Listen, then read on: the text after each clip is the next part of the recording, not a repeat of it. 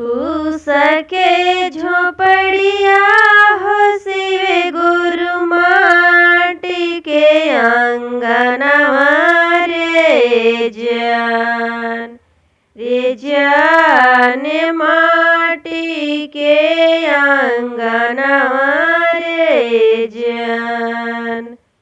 फूस के झोपड़िया हो शिवे गुरु माटी के अंगनवा रे जान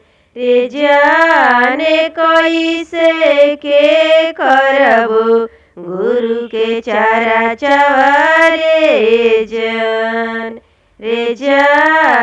कैसे के करबो गुरु के चारा चवारे जान।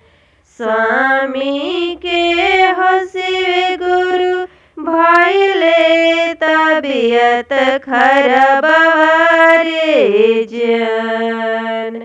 स्वामी के हो शिवे गुरु भइले तबियत खराब रे जान छूटी गइले रोजीगारवा रे जान छूटी गइले रोजीगारवा रे जान कैसे के करबो गुरु के चारा चवारे जान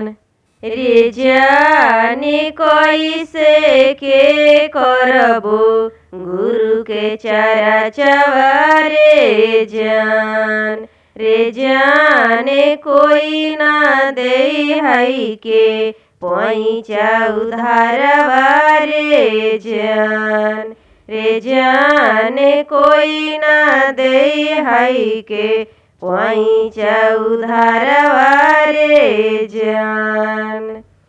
शिवे गुरु भेज देलखई शिष्या बहिनिया के रे जान।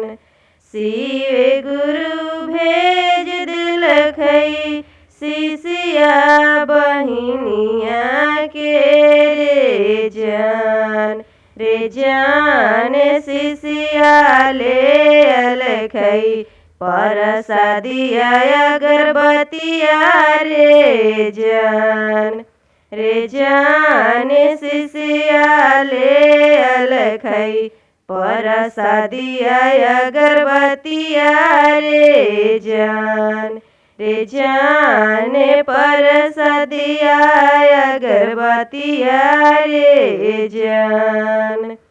अंगना में लागल कई शिष्या शिव गुरु के आसनिया रे जान अंगना में लागल कई शिष्या शिव गुरु के आसनिया रे जान तब भइलै पूरा हमारो सपनावा रे जान तब भइले पूरा हमारो सपनावा रे जान। पहिला में दया मांगिले दूसरा में चरचवा रे जान। पहिला में दया मांगिले दूसरा में चरचवा रे जान